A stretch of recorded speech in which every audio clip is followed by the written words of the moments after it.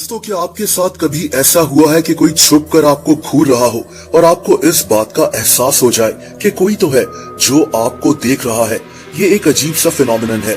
कई लोग मानते हैं कि हमारे दिमाग में एक पूरा नेटवर्क है जो सिर्फ दूसरों की नजर को अपने अंदर प्रोसेस करता है। इसीलिए अगर कोई बहुत बड़े क्राउड में हमें देख रहा हो तो हमें इस बात का एक अजीब सा एहसास हो जाता है। साइंस आज ये बात मानती है कि बंदर जब एक दूसरे को घूरते हैं तो इनके दिमाग से एक खास किस्म के न्यूरॉन्स फायर करते हैं। नजर की ताकत इतनी ज्यादा हो सकती है। हमारी आंखें बहुत स्पेशल होती हैं। इनको इंसान की रूह का दरवाजा भी कहा जाता है। किसी की आंखों में देखने से एक इंतहाई स्ट्रॉन्ग कनेक्शन बन सकता है।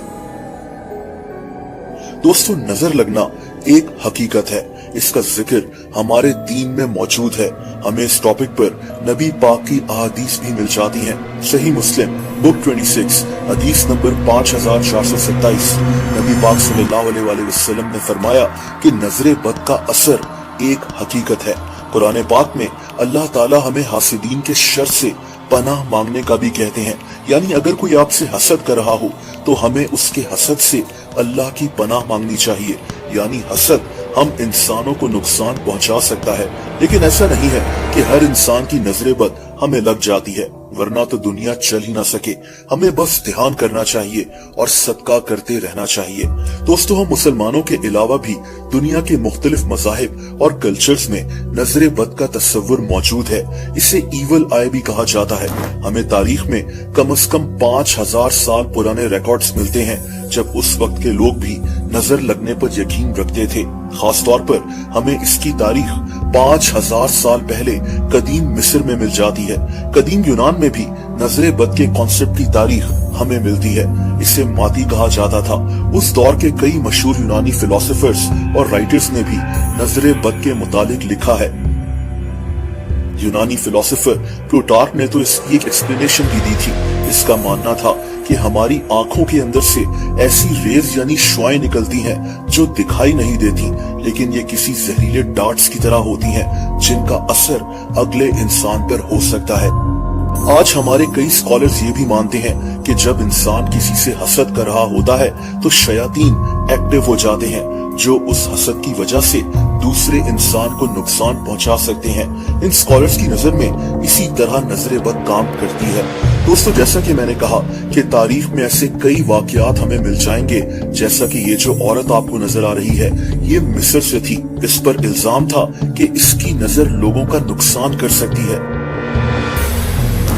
आज वेस्ट में तो लोग बकायदा ऐसे लॉकेट्स वगैरह पहनते हैं जो नजर से बचने के लिए होते हैं। देखिए, हमारा दीन इस मामले में क्लियर है, तो यहाँ बात ही खत्म हो गई। नजरे बद एक हकीकत है, लेकिन हमें अपनी हर परेशानी, हर नुकसान का जिम्मा नजरे बद पर नहीं डालना चाहिए।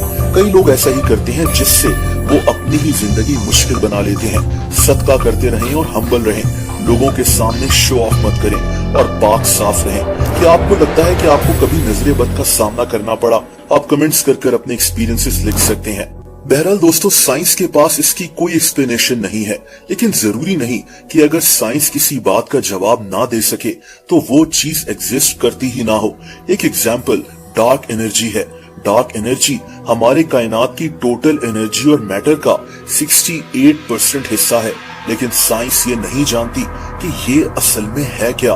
ये एक अजीब सी ताकत है जिसकी वजह से हमारी कायनात मुसलसल फैल रही है, एक्सपैंड कर रही है। हमें इसके मुतालिक 100 साल पहले पता चला था और हमने इस ताकत का नाम डार्क एनर्जी रख दिया था। साइंस के पास इसके मुतालिक आज भी कोई जवाब नहीं है, लेकिन इसका ये मतलब नहीं है कि ये ताकत एग्जिस्ट नहीं करती।